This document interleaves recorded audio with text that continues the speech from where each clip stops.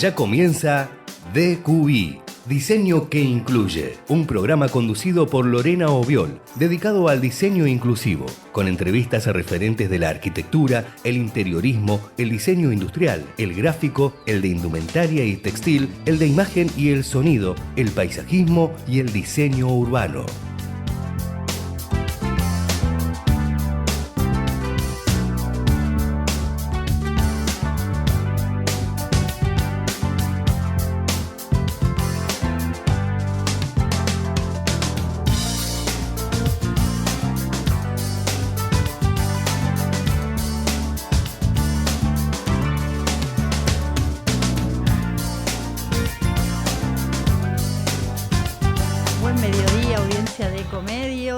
Miércoles 29 de julio, una emisión más de Diseño que Incluye acá por Ecomedios. Tenemos un programa muy hermoso porque está Fermín de la Serna acá en el piso, que es director de cine, que es guionista. Viene a presentar un documental que se llama Amantes en el Cielo, que fue filmado en la Amazonía peruana, que cuenta la historia de dos mujeres trans muy hermosas, Cristina y La Bonita, que enfrentan, bueno, ya nos va a contar Fermín, pero problemas o cuestiones personales, se enfrentan a dilemas.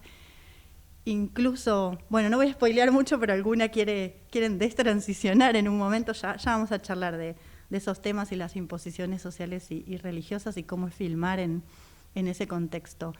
Y luego en el segundo bloque vamos a tener a Camila Pullara y Josefina Díez, que son fundadoras de Proyecto Atlántico, que es un proyecto de economía circular que recicla redes de pesca, que no solo redes de pesca descartadas, ¿no? Que en lugar de tirarse o que ya están en el mar, las transforman en objetos de diseño. O sea, no solamente evitan la contaminación ambiental, sino que con eso, mediante un sistema, mediante un tratamiento, las convierten en un objeto de diseño.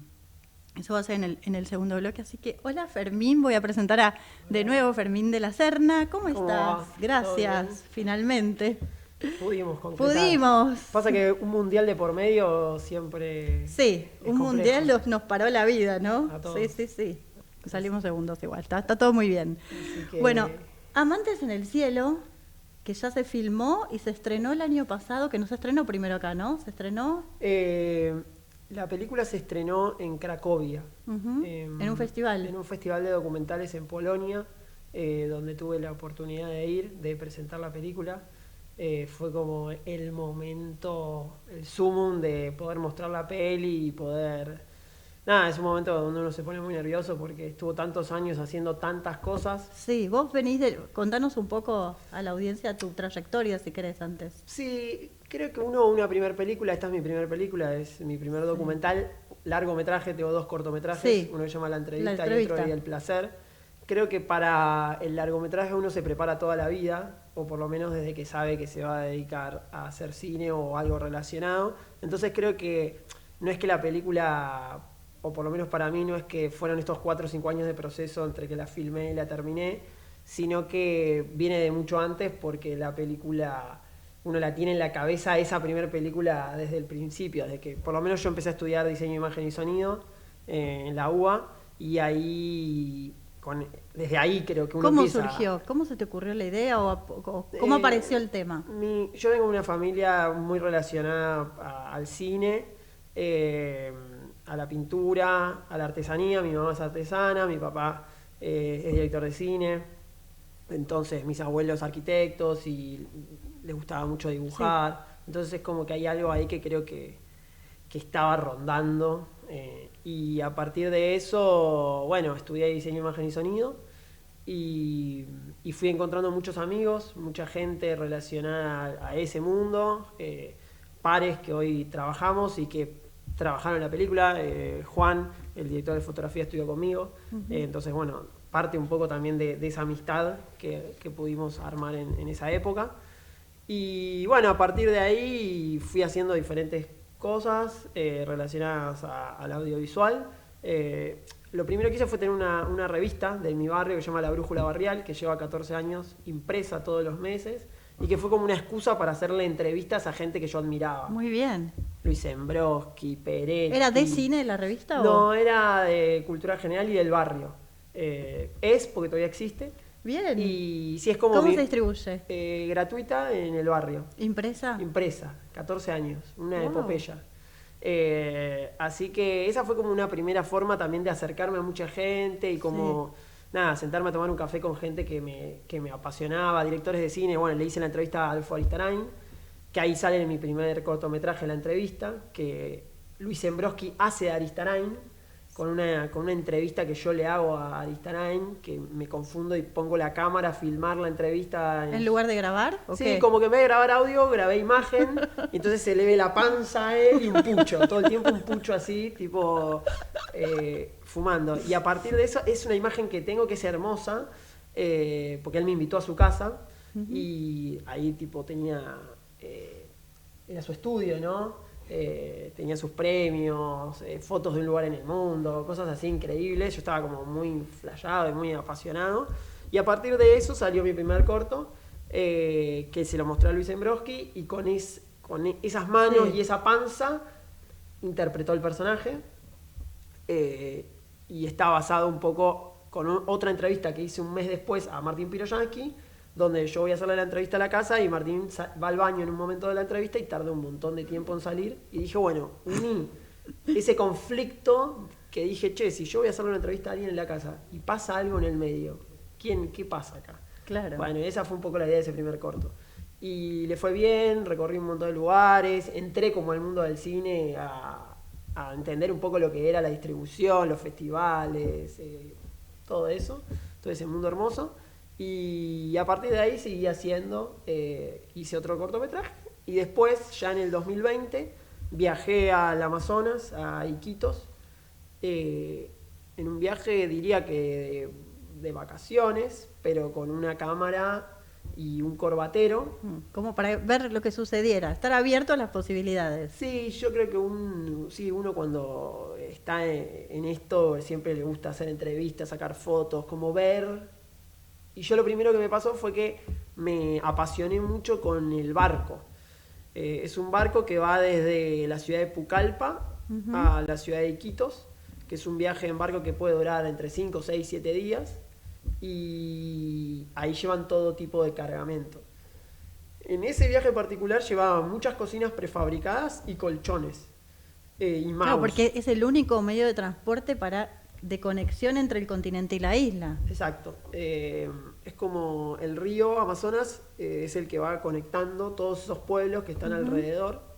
Y entonces va parando, todos los días para en algún pueblo y va dejando la mercadería, y va también sumando mercadería nueva. Pueden ser frutas que suben, a veces descargan eso las cocinas, bueno, vacas, gallinas, de todo, puede ser cualquier cosa, y personas, porque es el barco más barato de transporte de la zona. Entonces, hay un barco que va rápido, que es como una lanchita del Tigre, podríamos decir, que va rápido, que en 2 días hace lo que este hace en 7. Ok. Y Igual 2 días es un montón también. 2 días es un montón. Sí, es un montonazo. ¿Y a Cristina de la Bonita las conociste en el barco o después? Cristina y la Bonita, yo las conozco después. Las conozco conozco la comunidad trans del Amazonas en ese viaje, en ese primer viaje que hago, y hago entrevistas, agarro un poco de material, pero a ellas dos no las conocí mucho, digamos. Sabía que existía por lo menos Cristina, porque era la trans más antigua y era como un símbolo, Sí. pero que sabía de su existencia, pero no había hablado mucho. Y en ese primer viaje tomé medidas del barco, como estuve medio en otra, y conocí a la comunidad trans. Y Bien. a partir de ahí vino la pandemia. Chau. Chau. Y época de estar en la casa y armar el proyecto. ¿Y en qué momento te diste cuenta que había una película con esa historia? Yo le hice una entrevista a Tailu, que es una cocinera que no aparece en la película, que fue la primera entrevista que hice en barco en su camarote.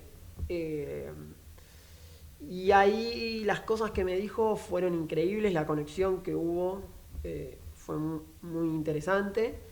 Y ahí dije, che, acá hay una película. Ok. No significa que, o sea, a mí me pasa una vez cada semana que pienso acá hay una película.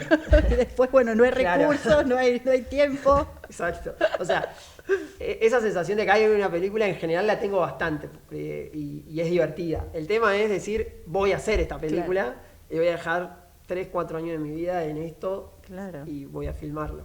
Eso creo que sucedió cuando llegué y agarré las imágenes que tenía, armé una carpeta y empecé a darme cuenta de que funcionaba en algún punto, que la historia estaba buena, Ujú. pero de que, bueno, el Inca me dio Un subsidio. Entonces dije, bueno, che, acá es un puntapié inicial Bien. enorme, no podíamos filmarlo con eso, pero eso fue como cuando empezás a ver que hay otros que les interesa. Sí, claro, es un guiño y más que un guiño, ¿no? Es una Sí. posibilidad. Antes de seguir, te propongo que veamos, Javi, no sé si estás para pasar el tráiler. Podemos ver el tráiler y después ya, conociendo un Perfecto. poco los personajes y viendo el tráiler, nos metemos ya en Amantes del Cielo. Bien, bárbaro.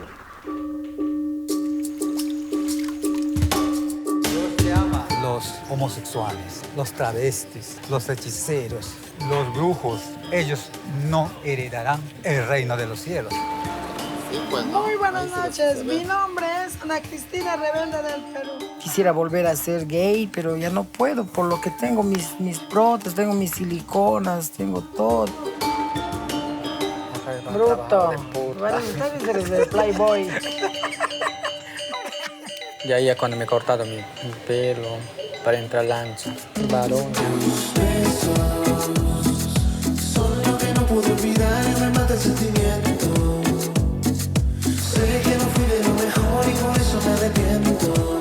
Y si me quieres cantar, corazón, entre los dos voy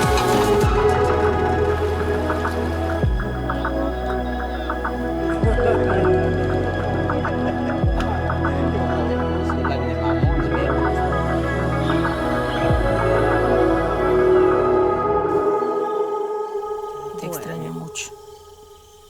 No te imaginas cuándo. Me liquida ese final, que bueno, no es el final de la peli, pero No, es fuerte. cuando habla con su mamá me desarma. Bueno, ¿cómo lograste esa conexión, sobre todo con las protagonistas, para que abrieran esa intimidad? Yo en ese primer viaje me di cuenta de que había una conexión y que que hablamos mucho con la Bonita, pero hay una gran diferencia entre la Bonita y Cristina, ¿no? Como que Cristina es una persona para afuera y la Bonita con un misterio absoluto, una mirada, una forma mucho más misteriosa. Entonces creo que con cada una fue distinto la manera de poder conectar y llegar a una profundidad. Con Cristina era desde un lugar más fácil, por así decirlo, porque siempre Sí, sacaba todo. extrovertida, full, Extrovertida, claro. full, y todo era proponer y hacer y llevar adelante. Entonces creo que cuando la conocí a Cristina dije, che, acá está la película, pase lo que pase, Cristina arma ese universo y me propone ir al cementerio, me propone ir acá, me propone ir a buscar trabajo, que la acompañemos a buscar trabajo, o sea, Sí. me propone y la película se va armando un poco a partir de esa propuesta. Y creo que La Bonita fue como ir descubriendo y preguntándole muchas cosas que creo que ella fue descubriendo con esas preguntas, cosas que por ahí nunca se había preguntado, no le habían preguntado a nadie, que tenía que ver un poco con sus miedos Sí. y qué había ahí atrás de esos miedos. Que al principio, las primeras 2 semanas, era la respuesta, no tengo miedos. Hasta que se empezó a desarmar y poder entender que había un pastor evangélico, que estaba la iglesia, que estaba todo el tema de su identidad, pero también de dónde venían esos miedos y quién le estaba metiendo esos miedos. Entonces llegamos al pastor evangélico a través de esas charlas que pudimos ir teniendo y dijimos, che, ella está pasando por un proceso muy, muy fuerte que bueno, hay que llegar y no es tan fácil llegar a No. filmar en esa iglesia y poder estar en ese momento donde el pastor le dice que de alguna manera es transiciones. Claro, eso te iba a preguntar, esa cuestión toda esa inquietud que ella tiene, y, bueno, que dice, quiero volver a ser gay, quiero destransicionar, ¿es más un mandato religioso? Es un mandato religioso, claramente hay una bajada muy fuerte. Esto fue en la época de Bolsonaro, Claro. y la época que entró, aunque esto es la Amazonía peruana, Sí. por ese lugar entraron por Y- esa parte entraron muchas iglesias Iglesias evangélicas. evangélicas Y entonces se empezaron como a apoderar de esa zona, y es increíble porque hay como un soborno constante al pueblo y a la gente. Y bueno, La Bonita creo que es parte de eso. También ella lo cuenta, y hay partes que tienen que ver con que le era incómodo estar pintándose los ojos. Sí, montada montada, llevando la ropa, que se caga de calor. O sea, claro, y en el medio de una cultura, que también cómo influye la cultura amazónica peruana en una comunidad y no sé si en contraposición, pero cómo amalgama la vida de dos y muchas más mujeres trans que hay, ¿no? Y ellas que además laburan en el barco. Entonces es como, bueno, me es incómodo, me es cómodo, más allá de la identidad y lo que desean. sí, hay una aceptación igual dentro de la comunidad, de la gente del pueblo, ¿no? Como que no es que hay una... Es todo más oculto, sería. No es, a ella A la ver. aceptan, en el barco la tratan de Cristina y la mejor con todos, y la bonita, y al contrario les hacen regalos, y con los hombres de carga que cargan los troncos, los pollos. Hay un ecosistema en ese sentido que funciona. Y que nadie está... creo que justamente lo más poderoso o lo que la película viene a traer es que esto viene de otro lugar donde por ahí no se está hablando tanto, que es la iglesia. Claro, sí, sí. O las familias. Los mandatos también, que sí. vienen muy de atrás. Por ejemplo, Cristina se corta el pelo porque la madre le dice antes de morir que quiere que vuelva a ser Jonás. Mismo hoy en día con Cristina seguimos hablando, y me manda fotos de su cumpleaños, y la torta de la familia dice Jonás. Wow. Hoy en día. Y Cristina hoy en día se volvió... ¿Y su decisión ahora cuál es? Ya No, su decisión es volver a ser mujer. Ah, ok. Se volvió a teñir el pelo de rojo, se lo dejó un poco más largo, está volviendo a usar sostén. La Bonita no, La Bonita Destransicionó. transicionó, se llama Cristel, como todos le siguen diciendo La Bonita, pero también es mucho más fácil, porque La Bonita tomó hormonas, entonces es más fácil dejar de tomar hormonas. Claro. En cambio, Cristina tiene prótesis. Se había operado, claro. Y la prótesis es mucho más Sí, difícil sí. de sacar, y no es un tema tan Es fácil. un tema súper interesante y muy delicado también, porque para cualquier persona, ya el hecho de transicionar, la decisión de destransicionar, con todos los prejuicios que también haces un camino, lo deshaces cuando te pusiste prótesis, es muy difícil. Sí, Es muy difícil, o sea, emocional, no solo físicamente, estoy pensando para cada quien, emocionalmente.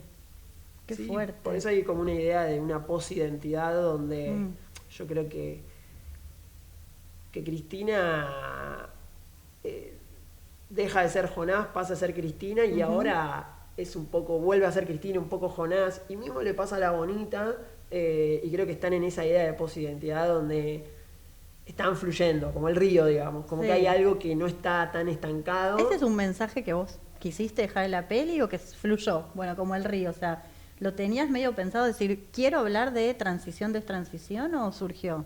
Pero hay un montón de Surgió- mensajes que la peli surgió deja. en rodaje. O sea, creo que nos fuimos dando cuenta de la película que estábamos haciendo, pero yo no veníamos con el equipo a filmar esta película. Creo que por eso la película retrata algo que es como muy intuitivo y muy cercano, porque nosotros vamos descubriendo al mismo tiempo casi que el espectador, porque esas charlas que van surgiendo, Sí, no estaban preparadas, entonces, y las charlas que tienen entre ellas o entre todos, también Son espontáneas, sí. Entonces creo que ahí es donde, bueno, fue ese trabajo de intuición que estuvo bueno seguir y decir, bueno, es por acá la película. ¿qué pasa con el público? Yo estuve en asistí a una acá en Capital, y después hubo una charla. y pude ver, pero digo, ¿esto que pasó ese día pasa así con el público? Sí, se genera mucho debate.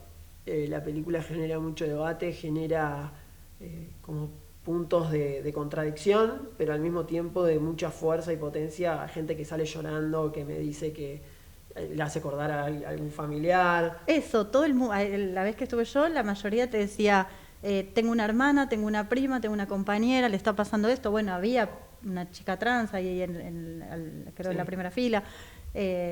Como que enseguida y se sienten reidentificadas y convocadas las personas a hablar. Sí, pasa que abre mucho al diálogo. Es como una película que genera eso, genera mucho conflicto interno también, porque la película no te da digerido nada. Uh-huh. Vos estás viendo un poco lo que fuimos a filmar en ese momento, y no es que la película te lleva hacia un lugar. Mismo hay gente que me dice, che, vos filmaste una película, sos evangélico, ¿viste? Y creo que la película en ese sentido no te deja el camino para que vos pienses. Sí, para mí te muestra, por eso es un documental, te muestra una realidad más allá de que hay un guión, obviamente, es como estar ahí. Yo sentí que me sentí parte, como dije, qué bueno que puedo conocer algo que probablemente nunca esté en ese lugar en la vida. Y por otro lado también todo lo que te deja pensando, no solo lo que ves, y ahí me quiero meter un poco en más la hechura de la película, porque me maravilló la fotografía, o sea, tengo que felicitarlos, o sea, cómo eligieron las tomas, la fotografía era una cosa exquisita, pero muy, muy cuidada, o sea, vos lo ves, es una película que decís, no sé con cuánto presupuesto se hizo, pero... Éramos 3 personas filmando allá, así que ya eso te habla de que es un equipo muy chico. El productor era sonidista, cosa que lo hizo muy bien. O sea, no es sonidista, hizo sonido. Tuvo que hacer el sonido, claro, que es diferente. Pero lo hizo también que podríamos darle el título de sonidista, o por lo menos por esta peli. ¿Cómo se llama? ¿Querés nombrar a todos los...? Marcelo Escocia, que es el productor, y Juan Ledo Becaglia es el director de fotografía. Fuimos nosotros como equipo a filmar, digamos, y después, bueno, fue mucho tiempo de postproducción. ¿Cuánto tiempo estuvieron? Filmando estuvimos 1 mes y 2 semanas. Hicimos 2 semanas de preproducción, donde estuvimos solos con el productor, yendo a los puertos, entendiendo un poco cómo íbamos a filmar, entendiendo la dinámica. Fueron probablemente las 2 semanas más difíciles de mi vida. ¿Por? Y siempre, o sea, no había película. Todos los días se caía la película, porque Cristina y la Bonita en esa instancia estaban, pero de palabra, y había otras chicas trans que nos decían, sí, mañana nos vemos a tal hora y filmamos. Y no terminaba pasando. Totalmente entendible, porque viven donde trabajan donde viven, no tienen por qué darme el tiempo de su vida a hacer una película. Y eso hacía muy complicada la cosa. Digo, y ellos aparte tenían retribución, vos dijiste, o fue como... Sí, había una retribución. ¿Y también se arma un contrato, Fermín, en esos casos? Porque vos decís de palabra, ahí me surgió como, bueno... No, se arma un contrato. Son actrices, son actrices de su propia vida, y vos en eso las contratás y les pagás. Sí, hay un contrato. Entonces hay un compromiso. Lo que tiene es que creo que había algo más allá de todo, que era la importancia de que ellas, quienes querían contar su historia y quienes realmente iban a dedicarle tiempo a contar su historia. Entonces creo que ahí estaba como lo más importante, en el sentido más importante, porque si no, no había película. Claro. Porque si no podíamos estar 2 días filmando algo y después esa persona desaparecía, y así sucesivamente, y iba a ser un poco complejo. Y lo que tuvo de interesante fue que Cristina y la Bonita, lo primero que quisieron fue decirnos, che, vení, acompañame en el viaje que voy a hacer, che, vamos a tal lugar. Y ahí fue como, estas personas quieren realmente que nos metamos en su vida, y quieren contar su historia, y quieren mostrárselo al mundo. ¿Y cuando se vieron, después cuando se vieron en la peli? Y fueron reacciones muy interesantes. La Bonita, o sea, hicimos una proyección en Iquitos, sí. Hicimos varias, pero una fue una proyección que lo más importante fue que estuvo la comunidad y pidieron pochoclos para comer. Como que eso fue muy gracioso. Ahí la Bonita dijo una frase que fue, es como la vida real, que me gustó, porque se sintió identificada. Después también me dijo, no me dijo che, porque no dicen che. No dicen che, pero bueno. Me dijo, hay muchas cosas que quedaron afuera, es difícil de explicar eso, le pasa mismo a los actores. porque uno filma por ahí 55, 60 horas y queda 1 hora Claro. 20. Bueno, esa es la decisión, digo, del director y también del guión. O sea, Sí, y de las montajistas. y con ese reclamo que te hizo de quedaron afuera, que digo, No, nosotros le fuimos mostrando cortes y momentos, pero es verdad que ellas se quedan también con la idea de que hubo un montón de cosas y un montón de lugares que filmamos. Pero bueno, para construir un relato uno no puede hacer una película de 50 horas. ujú, Y bueno, se tomaron esas decisiones. Igual nada, lo dijo como parte de las cosas que me dijo, pero Cristina también, un poco lo mismo, le gustó la peli. Ellas quieren que lo suba a YouTube. Es como que están fascinadas con que suba a YouTube. Yo les di un enlace privado, pero quiere que lo subamos claro, público. que esté público. Pero ¿y el camino de la peli cómo sigue ahora? Después hubo una proyección en el barco, se armó una pantalla en el barco y en viaje se pasó la película, que Qué eso alucinante. estuvo muy bueno. Y después en un festival que se llama Muyuna Fest, que se arma un escenario en el río y hay diferentes barquitos, tipo barquitos chiquititos, que van a ver la peli como canoas, que puedes ver la película desde la canoa en el río. Eso también. Entonces, bueno, se pasó ahí, se pasó en el viaje y se pasó en esa salita chiquitita donde comieron pochoclos, así que un poco eso fue. Y después estuvo en Polonia la película. De ahí nos fuimos a Londres con el que hizo la música, Tomás Aivane. El otro chico que hizo la música es Ian Schifres. Ah, sí, lo Eh, conozco. Y, o sea, Ian hizo la mayoría de la música. Ujú. Y Tomás hizo el Lo tema... conocí en Las Cautivas y desde ahí Las que me Cautivas. parece como todo lo que hace es maravilloso. digamos. Sí, Ian es muy amigo de cuando de chicos. Ujú. Entonces, Ah, es grosísimo. sí, hizo también la música de mi primer corto. Hicimos varias cosas. Y Tomás hizo la música más bailable, Sí. que es como el tema más arriba. O del sea, el tráiler. tema del boliche es Sí. ¿es de Tomás? Sí, el Ese tema del tema boliche, que, viste que hablábamos y yo en un momento dije, estamos hablando mientras, bueno, es que para mí ese es un tema recontra de la radio, o sea, es un tema como solo para bailar, un tema Muy para arriba. sacarlo de la peli incluso y hacer algo con ese Bueno, eso lo tema. hicimos. Cuando fuimos a Londres, hicimos una proyección en Londres muy buena, en un lugar chiquito, pero donde se tomaba cerveza mientras veía la peli, y después se armó como una fiesta donde se pasó El la tema música de la peli. película, y estuvo buenísimo eso. Y después la peli pasó por el Festival Queer de Portugal, Ujú. el Festival Queer de Melbourne, en Ícaro, estuvo en el Asterisco acá, Sí. en el Malva. Después estuvo en España en un festival queer, estuvimos en México en un festival queer, estuvimos recorriendo un montón de lugares. Acá estuvimos en el Gomont, en el Teatro Empire, y ahora vamos a estar en octubre en Ítaca, donde vamos a pasar la peli también. Así que ¿Y en qué momento escribiste? O sea, el libro que tenés ahí, esta es la novela. sí, pero ¿es el guión o es adaptado? Esta novela es una novela como aparte. Como un spin-off. Sí, donde todo el universo Cristina y todo lo que quedó afuera de Cristina Ah, bien. está acá. Un poco ficcionalizado, mucho real, tomado de las cosas que quedaron afuera. Ujú. Pero fue un trabajo de 3 años, porque tardamos mucho en que la plata llegue. Ganamos un fondo de Berlín para hacer la película nosotros, y esa plata tardó mucho. Entonces, durante ese año y medio, mi excusa para seguir hablando con Cristina y La Bonita fue hacer esta novela. Porque me dejaba hacer videollamadas, entonces como que seguía en el universo amazónico estando acá en Capital Federal. Ok. ¿Y ahora? Y ahora, bueno, con la novela vamos a estar en la FED. Estuvimos Sí. en la Feria del Libro, ahora vamos a estar en la FED, que es la Ujú, Feria de sí. Editores, el 6, 7 y el 8. De agosto en el complejo C. Sí, en Art Media, Ujú. en el stand 21 de La Conjura. Vamos a estar con la novela, que eso está bueno.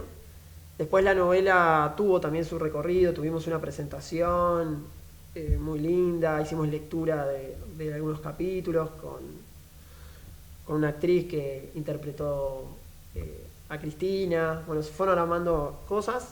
Con la película seguimos, ahora vamos a estar en Chascomús también, vamos a ir a un festival queer en Uruguay, en Montevideo. La película sigue su recorrido. Y después, bueno, ahora ¿Estás seguir... por filmar algo más o tenés esto que decís que tenés todos los días se te arma o no sé si Sí, ganas de... Sí, ahora estoy con un proyecto de otro libro, pero colectivo. Es un libro colectivo de diferentes directoras y directores de cine que escriben un texto original sobre una ciudad del futuro. Así que estamos ahí armando eso para el año que viene, con la misma editorial, con La Conjura. Y después estamos también pensando una película más chiquita, filmada acá, independiente, como estos tiempos lo meritan. Sí, eso te iba a decir. O sea, los fondos, ¿cómo arman y cómo gestionan ahora el tema de que no hay tanto fondo y el Inca ya Sí, no estaría como funcionando de la misma manera? Es muy complejo. Sí. Con Amantes tuvimos mucha suerte, o fue un momento donde hubo muchos fondos y pudimos hacer la película de una manera... Súper profesional. Sí, súper aparte. profesional. En el sentido de que por ahí yo no me esperaba haber estado un mes y medio en una sala de sonido haciendo el detalle Ajustando, de tal sí. pajarito y el río más de acá y todo eso. Fue muy divertido y la verdad que creo que así es como se tienen que hacer las cosas. Pero bueno, también sé que hay proyectos y momentos que no se puede. Y bueno, creo que este es un momento para hacer una peli un poco más chica, pero también que me entusiasma mucho, así que también estoy craneando como estamos craneando con mi viejo una película. Así que bueno, estamos ahí, esa es un poco la idea. Y después, bueno, nada, tengo algunas cosas escritas y otros proyectos que están dando vueltas, pero esos serían como los dos proyectos que tengo para el Que futuro. estás ahora como abocado. Sí. Y bueno, y también con la novela darle lugar a... La novela tiene tela para cortar también. Sí. Sí, yo ya te iba a preguntar, ¿no vas a hacer una obra de teatro? En algún momento lo pensé, no te digo que no, me da más teniendo a Ian. Claro, por eso. Sí, Ian haciendo la de música y a Tomás. Sí, Y yo la reveo. Sí, te digo que lo tengo pensado, pero bueno, no sé, no me puedo meter Sí, en todo. Claro, bueno, sí. Me encantaría. También un poco me pasa que me gustaría despegarme un poco del universo en el cual ya estuve metido como 4 o 5 años. O sea, salir de la temática. Amazonas. Ok. Al mismo tiempo no puedo parar de salir, como que hay algo, como todo. Me encanta estar metido y haber estado tanto tiempo haciendo la película y metido en el universo amazónico. Yo le digo como el multiverso amazónico, porque es como Claro. que la peli, el libro, y por eso puede haber una obra de teatro, Sí. el musical. Sí, la música aparte, el boliche. Claro, entonces es como que bueno, un poco todo eso me abarcó mucho tiempo, también está bueno salir y hacer otras cosas, pero bueno, nada, eso se va dando solo. Bueno, Fermín, mil gracias por haber venido. ¿Algo más que quieras contarnos?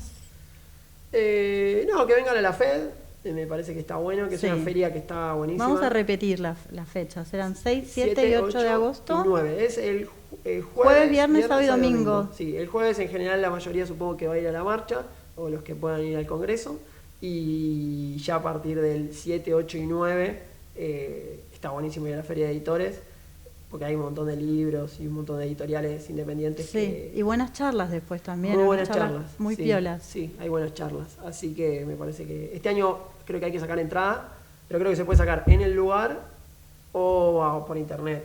La semana que viene me voy a ocupar de averiguar y decirlo mejor acá porque la FED está buenísima. Siempre hay cosas, Está buenísima. charlas Ujú. y no sé, es como que se arma Está la fiesta este año, que creo que se hace en Niceto, como que hay algo ahí para hacer que Sí, está es un bueno. mundo. Sí. Bueno, Bueno, Fermín, muchísimas muchísimas gracias. gracias. Bueno, te voy a ver en la FED entonces. Dale, nos vemos en la FED. Bueno, hacemos un corte. Fue Fermín de la Serna presentando Amantes en el Cielo para diseño que incluye por Ecomedios. Hacemos una brevísima tanda, un cortecito y volvemos.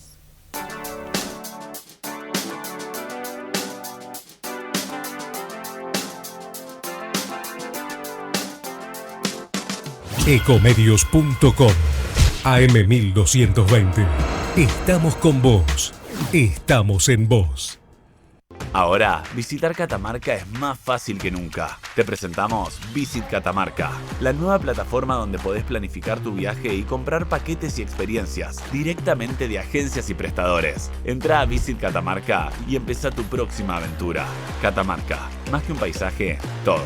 Catamarca, hermosa por naturaleza. Ministerio de Cultura, Turismo y Deporte. Informate en ecomedios.com. Seguinos en TikTok, @ecomedios1220. DQI, Diseño que Incluye. Un programa conducido por Lorena Obiol, dedicado al diseño inclusivo.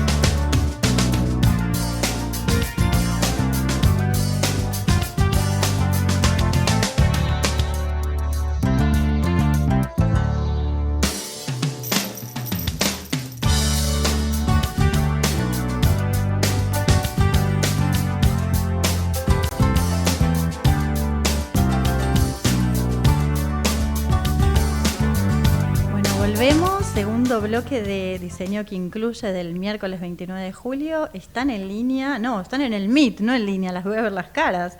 Camila Pullara y Josefina Díez, fundadoras de Proyecto Atlántico, que como dije al principio del programa, es un proyecto de economía circular que recicla redes de pesca descartadas y las transforma en objetos de diseño industrial.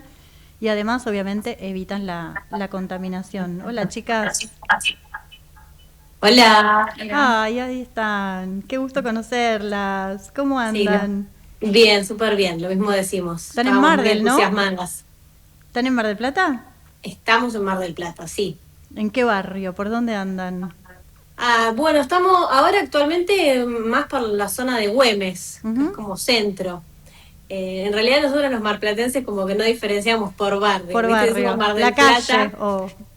Pero sí estamos en una zona céntrica, pero muy cerquita de la costa. Bien, antes de preguntarles del proyecto, cuéntenme de ustedes, qué profesión, o sea, antes de contarme cómo se les ocurrió, que imagino que, bueno, teniendo el mar ahí, la pesca a las redes, es casi obvio, pero igual quiero que me lo cuenten. ¿Y de dónde vienen ustedes? Bueno, yo soy Josefina Díez, tengo 31 años, soy licenciada en Gestión Ambiental, estudié en la Universidad Tecnológica Nacional, que está acá en el puerto, así que realmente siempre tuvimos bastante relación con la sustentabilidad y con la actividad pesquera.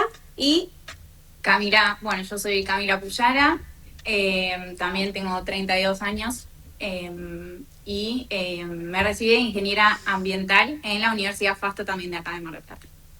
Bien, ¿y cuándo y cómo surgió Atlántico? Bueno, Atlántico surgió en febrero de este año, es algo bastante reciente, incluso también nuestra relación es bastante reciente.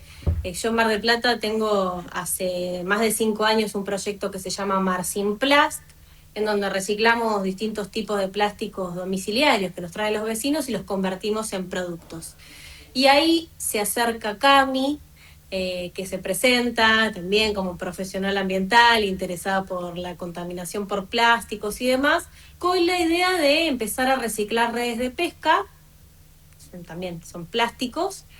Entonces empezamos a adaptar lo que teníamos en el taller y surge este proyecto llamado Proyecto Atlántico, en donde hacemos unos procedimientos que imagino que después lo charlaremos y combinamos Mar Sin Plast y este nuevo proyecto. Así que surge nuestro vínculo en febrero de este año. Camila, ¿y vos ya venías tratando de reciclar redes de pesca o le llevaste a Josefina nada más la idea y para que empezaran a pensar juntas el proyecto? Mira, la realidad es que empecé reciclando redes de pesca en mi casa. Fui a buscar el descarte de las redes, las llevé a mi departamento, que no sé cómo hice para hacerlas que entren, y ahí fui haciendo algunas pruebas muy caseras, cortando las redes con tijera, viendo a ver cómo era el material. Y bueno, le llevé algunas muestras que había hecho en casa a José y dijimos, bueno, che, esto se puede hacer. Bien, porque sí, ahí estamos viendo justamente la placa, ¿no? Ya convertida. ¿Cómo es el recorrido desde la red descartada hasta llegar a un producto industrial? Bueno, a ver, empezamos con la experiencia de Cami de cortar redes con tijera, que es un trabajo bastante sacrificado, así que lo que le ofrecí en el taller es una trituradora de plástico que no es especial para este tipo de residuo, pero que de a poquito va funcionando. Trozamos la red con una guillotina, después empezamos a tirar pedacitos, como tenemos por ejemplo por acá, así, pedazos más chicos en la trituradora, y se obtiene esta textura, es el triturado de redes, como pelitos parecen, y ahí lo mezclamos con plásticos reciclados, sean pellets o sean cajones de calamar también triturados. Es un proceso bastante artesanal de alguna manera, tenemos horno, tenemos moldes y una prensa hidráulica manual que hace que comprima ese plástico derretido y tome la forma de una placa. Y siempre, eso les iba a preguntar, siempre el producto final es formato placa, que después ustedes con esa placa arman o cortan y van armando diferentes objetos o diferentes situaciones. He visto, mesitas, posavasos, apoyapavas. He visto una lámpara. Sí, que hicieron. sí. La verdad que sí, el producto principal que hacemos son las placas. Como dijo José, combinamos las redes de pesca con otros plásticos recuperados. Por eso decimos que tenemos dos tipos de placas, una con pellets de plástico reciclado y otra con el triturado de cajones de calamar, que eso nos permite, digamos, poder decir que tenemos una placa hecha 100% con descartes de la industria pesquera. Y después con esas placas podemos hacer desde muebles, la lámpara que estamos viendo es el triturado de redes de pesca, que con un horno de rotomoldeo podemos obtener este tipo de productos. Después, como mencionaste, apoyacelus, que acá tenemos uno que hicimos en el taller. Y después, a ver, mostralo de nuevo, por favor, dale. Cami, mostralo de nuevo, ahí va. Ahí está. Lo llamativo es el color, la verdad, es una textura muy linda. Pero esto es lo que tiene la placa también, esta versatilidad de poder hacer productos grandes, mobiliarios, o productos pequeños como medallas, premios y demás. ¿Y el hoy color? en día, si lo combinamos con pellets o cajones de calamar, porque no podemos hacer actualmente una placa 100% de redes, más que nada pues como una esponja. Entonces, sí o sí hay que mezclarlo con otro material, pero el destino final es un material reciclado 100%. Bien, les quería preguntar si el color es algo aleatorio que medio no lo pueden manejar y sorprende cómo se va combinando en el horno, o ustedes pueden como generar, decir, más allá de la cantidad que ponen, ¿no? Que por ahí mezclan colores, ¿se puede como gobernar un poco lo que sucede dentro del horno o no? A ver, las placas siempre son únicas, los colores utilizamos los propios de las redes. En general las redes vienen con este color como verde agua, pero también hemos trabajado con redes azules. Cami también descubrió unas redes negras, unas redes blancas también que están buenas. Sí. Siempre es el color también característico de las redes de pesca, pero también dependiendo el arte de pesca es el color también que tiene el material. Chicas, ¿y dónde sacan la materia prima? Digo, ¿ustedes las buscan? ¿Tienen ya alguien, no sé, recicladores que se las traen?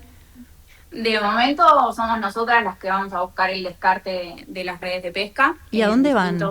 A los talleres de reparación de redes de pesca, que están en la zona del puerto de acá de Mar del Plata. Las vamos a buscar ahí, el descarte que ellos nos permiten, digamos, retirar. Seleccionamos las redes que realmente mejor están o las que vemos por color también, las sacamos por color. Y es desde ahí donde obtenemos nuestra materia prima. ¿Y qué capacidad de producción están teniendo? Bueno, eso es algo para destacar, porque muchas personas primero nos preguntan si la sacamos del fondo del mar, que nos encantaría, ojalá que en algún momento podamos hacer eso. No, ojalá que nunca nadie más tire al mar, pero bueno, si tiran estaría bueno poder rescatarlas. Es así. Pero como dijo Cami, vamos a talleres de armado. Acá en Mar del Plata hay una empresa, la más importante de Argentina, que fabrica redes, y después están estos talleres de armado, reparación, que tratan de extender un poco la vida útil de las redes. Y bueno, a partir de ahí hablamos con trabajadores, o sea, son talleres también como muy precarios algunos, que charlamos y nos pueden dar un par de redes, y dicen, sí, agarren tranquilas que ahí hay, que tienen de sobra. Claro. Y elegimos las que mejor están. En relación a la pregunta que hiciste, la capacidad productiva, como tenemos infraestructura bastante limitada, es decir, trabajamos de manera más artesanal, estos residuos son muy voluminosos y pesan toneladas, entonces hoy en día hacemos como una iniciación, digamos, al reciclado, pero para poder hacerlo efectivamente necesitamos otro tipo de maquinaria. De todas maneras, serían cuáles que empecemos. ¿Cuáles serían, José? ¿Querés contarles? Bueno, dale. Primero necesitaríamos una maquinaria que nos permita cortar esas redes, porque los paños son muy largos. Entonces, eso como primer paso. Después una trituradora que sea especializada, se le llama desgarradora, que nos permita, digamos, triturar a mayor escala y mucho más fácil este tipo de material. También, si bien hoy en día los moldes y el horno que tenemos nos permite... Nos reímos porque tenemos el gato a punto de pasar. A ver, vamos a verlo. Vamos a traer... Ay, mi amor, ¿cómo se llama? Nisa. Hola, Nisa. O sea, que está oliendo las redes y sí, claro, pescado, aparte... En algún lugar el olor a pescado debe estar todavía. Sí, tal cual. Así que sería eso. Si bien los moldes y el horno hoy que tenemos nos ayuda a poder generar estas placas, la verdad que una prensa nos faltaría, pero la realidad es que hoy en día nos podemos manejar muy bien. Y nada, creo que... ¿Cómo están comercializando, chicas, los productos? Los comercializamos principalmente por redes sociales, tenemos una tienda online. La verdad que lanzamos este proyecto hace muy poco, entonces todavía queremos de alguna manera estandarizar ciertos productos, por ejemplo el apoyacelular y demás, pero una característica que tiene Atlántico, como tiene Maxim Plus, es que como personalizamos todo. Entonces ustedes vienen y queremos hacer un premio de esta manera, queremos hacer un mueble de esta manera. No tenemos como... demasiados productos así estables. Sí, las lámparas, las macetas, pero la idea de este material es que cualquier persona que quiera utilizar este residuo en un producto a partir de placas, escuchamos la idea y podemos adaptarlo a lo que quieran. ¿Y qué ventajas tiene el material una vez ya armado, este nuevo material respecto de otros? Más allá de la sustentabilidad, que ya de por sí recicla un montón, pero pienso en la durabilidad, en la versatilidad. Bueno, es un material que, como yo siempre digo, el plástico dura mucho y eso es bueno y malo a la vez, por eso tenemos un montón de problemáticas. El plástico no necesita mantenimiento, no se humedece, no lo atacan insectos, estéticamente queda muy lindo, nosotros cuidamos mucho que el material esté en condiciones, limpio, como para que hasta incluso pueda estar luciéndose un producto dentro de un hogar. Y demasiados tratamientos más no tiene. Es todo eso el propósito, más el propósito ambiental y social que tiene, que no deja de ser importante. Súper importante. ¿Y creen que este modelo se podría replicar en otras ciudades costeras, tanto Argentina como, no sé, ustedes investigaron si ya hay otros emprendedores haciendo lo mismo, si ustedes lo quieren, no sé, replicar en otros países, en otras ciudades? Sí, y mira, te contamos que, un poco la idea de reciclar las redes de pesca viene de Europa, de España específicamente. Hay un proyecto que se llama Gravity Wave, que lo que hacen es, retiran las redes del fondo del mar, siempre con inversión y con empresas que invierten en ese tipo, digamos, de proyectos. Así que, bueno, fue como un poco el puntapié de este proyecto. Sí se podría replicar tranquilamente en otras ciudades costeras donde se vea que esta sea una problemática de la ciudad. Incluso nosotras, desde Marcin Plus, estamos dando capacitaciones a distintos municipios para que puedan replicar lo que nosotros hacemos en el taller allí. Así que sin duda se podría replicar dando capacitaciones de cómo se trabaja el material. Bien. Y quisiera agregar una cosa también. Sí, por supuesto. Que obviamente que este residuo es un material como muy arraigado a ciudades costeras, pero capaz que también invita a que otras ciudades u otros municipios detecten qué tipo de residuos tienen producto de sus actividades económicas más comunes. Está bueno eso. Y también puedan hacer algo al respecto. Muchas son también plástico, porque es un material que nos rige en nuestra vida, pero así como nosotros reciclamos un residuo tan significativo como las redes de pesca Mar del Plata, quizás en otra provincia o en otro municipio puedan reciclar un residuo que tienen, que ven bastante y no saben qué hacer con él, así que eso abre un poco también al juego. Les quiero preguntar porque es tan nuevo, digo, tan nueva la empresa o bueno, el proyecto de ustedes y lo que están haciendo, y ya van diciendo un montón de cosas, como las veo como muy con la posibilidad de escalar, lo veo muy escalable al proyecto. Ustedes mismas dicen, nos encantaría como bueno poder sacar las redes que están adentro del mar. ¿Cómo se ven de acá a 5 años o a 10? ¿Cómo nos vemos? ¿Qué pregunta? Bueno, no sé, ¿querés contarles? Sí, un poco la idea es poder, es como vos dijiste, poder escalar este proyecto, reciclar gran cantidad de redes, las que más podamos. Si bien 5 años parece mucho, pero es poco. Bueno, y poder llegar, desde nuestro lugar, desde nuestro proyecto, poder comunicar, visibilizar este problema, educar y concientizar las problemáticas y el impacto que tienen estas redes. Claro, hay algo que empezamos con este reciclaje, porque por ahí muchas personas dirían, bueno, hasta que yo no tenga toda la maquinaria no arranco. Y veíamos que era una problemática que persiste, veíamos que era un material que podía generar un montón de cosas lindas con estos colegas españoles que hacen cosas. Entonces empezamos con lo que teníamos. Y sí, siempre decimos, ojalá que este proyecto dure, más que nada, no tanto por el producto final, sino por el compromiso que se pueda generar en alianzas con otras empresas, ¿no? En tratar de golpe que todos seamos responsables de los residuos que generamos, y que en Mar del Plata hay 2 chicas interesadas en procesar este residuo que es bastante invisible para muchos. Así que ojalá que en 5 años esto haya escalado en redes de pesca recicladas y en personas también concientizadas. Concientizadas, sí, conscientes y concientizadas. Sí, totalmente. Chicas, y de los productos que hicieron hasta ahora, ¿cuál fue el que más desafío les planteó y por qué? ¿Y cuál es el que más les gusta o sintieron así como que las tocó por algo? A cada una, ¿no? Yo por ahí una mesa, que fue mi padre, que también seguramente está viendo la entrevista, es muy creativo, así que pudo utilizar esas placas de redes para algo que va a durar muchísimos años en un hogar. Y fue bastante complicada hacerla y muy pesada también, tiene como varias cosas, pero creo que eso hasta ahora es lo que más trabajo nos ha llevado. ¿Y vos, Cami?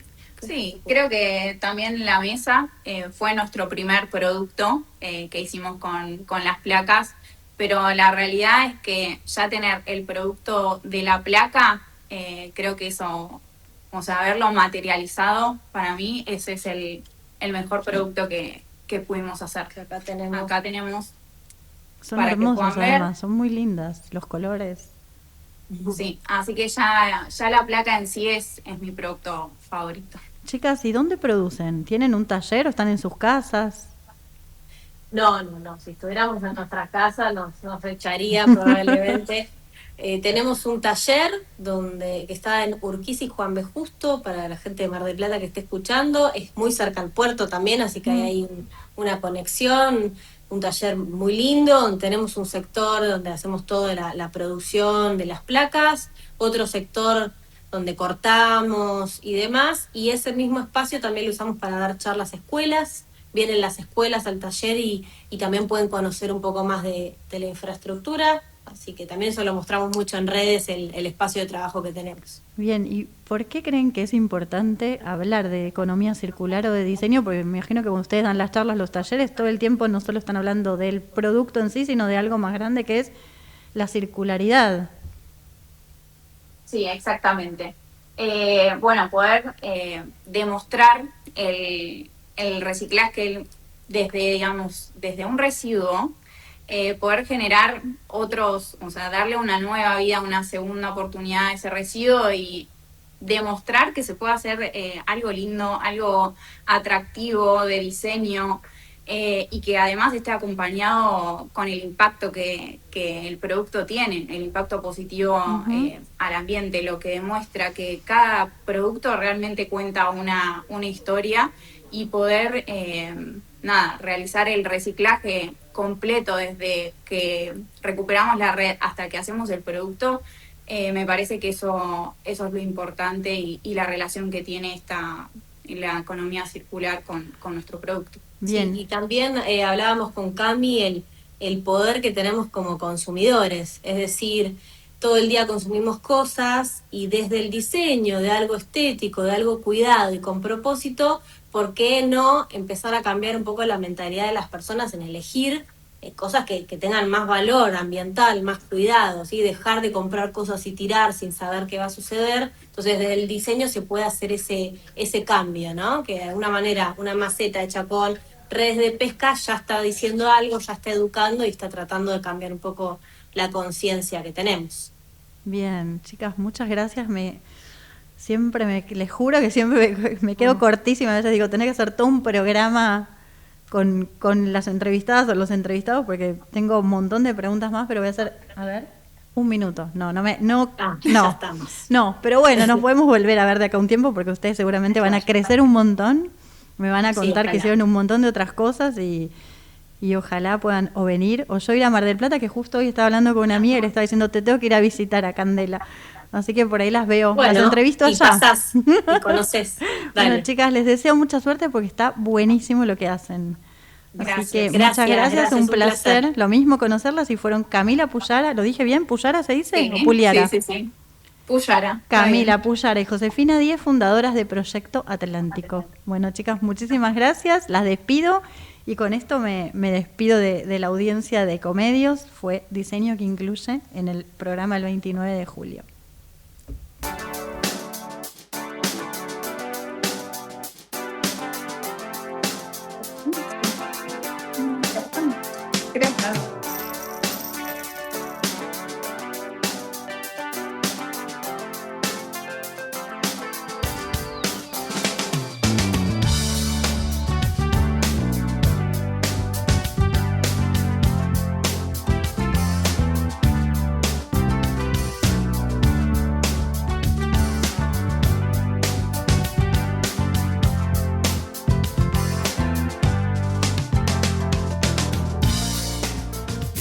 Desde Buenos Aires, transmite LRI 224, AM 1220, Ecomedios,